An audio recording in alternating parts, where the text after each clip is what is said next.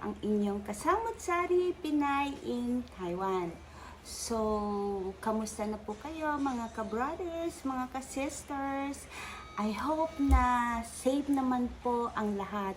So, I heard na sa La Union po is ulan ng ulan.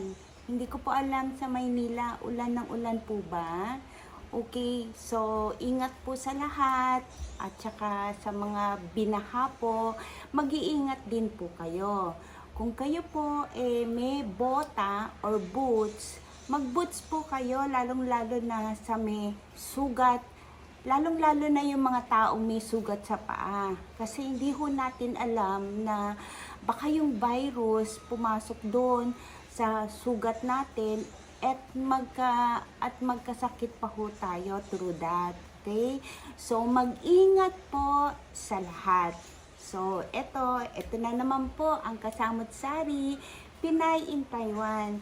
So ang content ko po ngayon ay tipong magugustuhan ng lahat. Okay, ito po ang chili mozzarella turon. Okay po? So, I hope na magustuhan niyo po ang aking content for today. So, ipapakilala ko na po sa inyo ang aking mga ingredients. Ito po ang aking mga ingredients para sa gagawing chili mozzarella turon. So, meron po tayong of course lumpia. Okay, meron tayong giniling na may halo na po yung hiniwang mushroom at garlic. Nalagyan ko na rin po siya ng asin at paminta. 1 egg, ang ating yung cheese at ang ating chili. Okay, so let's start it on. Ito po, natapos na po nating alisan ng buto sa loob. Then, ang susunod na step po is lagyan ng cheese sa loob ng sili.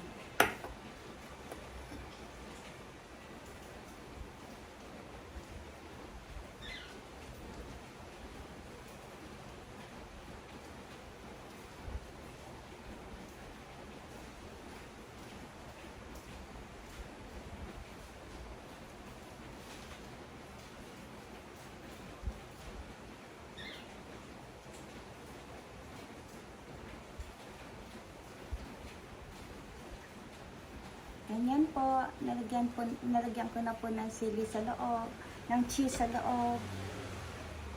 Isa pa po.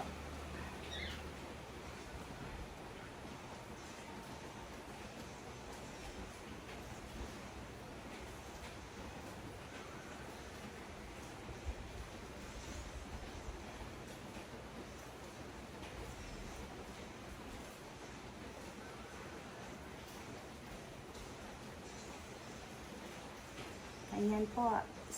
So, lahat po nitong siling to is lalagyan natin ng cheese sa loob.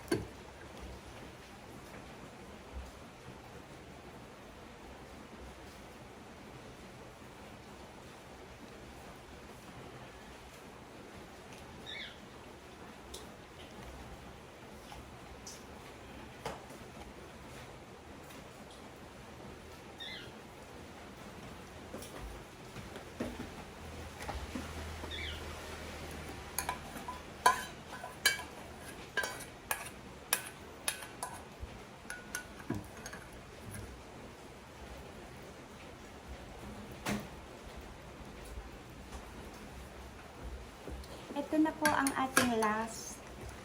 Wala na po tayo karne para sa isa. Kulang po. Anyway, okay lang po. Medyo marami-rami na rin po yung nagawa ko.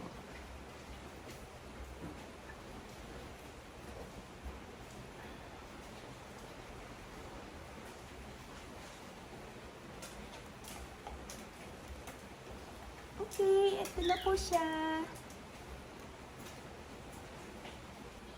Ito na po guys, mga ka-brothers, mga ka-sisters, ang nagawa nating chili con cheese turon. Chili con cheese turon. Okay, ang ginamit ko pong cheese is yung mozzarella. Mozzarella cheese para at least masarap-sarap siya. So, pwede ko na po siyang i-fried chili. It is chili with cheese turon. Okay? Sana po naibigan ninyo, aking ipa-fried na po siya para makita po natin ang kanyang resulta. Okay po? Ayan po, tapos na siya.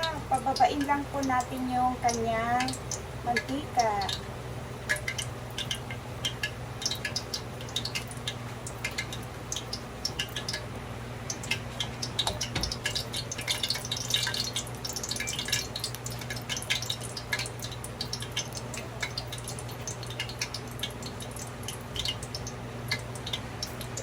Siya guys. So, tignan po natin yung loob. Kaya lang mainit pa.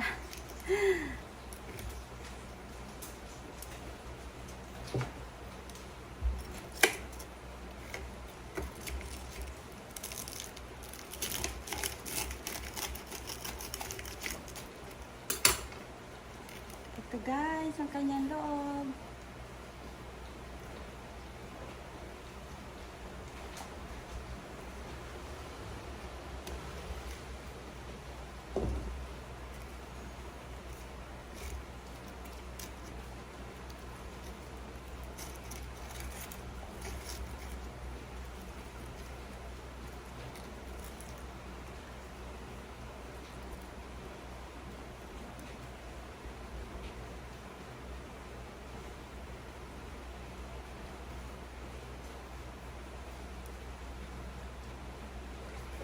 So, ano pang hinihintay nyo guys? Luto na rin po kayo. Ang sarap po. At least, paiba-iba naman po ang ating isiniserve sa ating hapagkainan. Madali lang po siyang gawin at saka hindi po siya masyadong costly. So guys, maraming salamat po at sana nagustuhan niyo ang aking content for today. Ang chili cheese turon. Okay, chili cheese turon. Maraming salamat po. Sana po magustuhan niyo po ang aking mga content. Maraming salamat po. Please subscribe more and patuloy niyo po sanang panoorin ang aking vlog. Kung may gusto po kayong pag-usapan natin, i-comment down below niyo lang po. And please, paki-like na rin po. I love you all.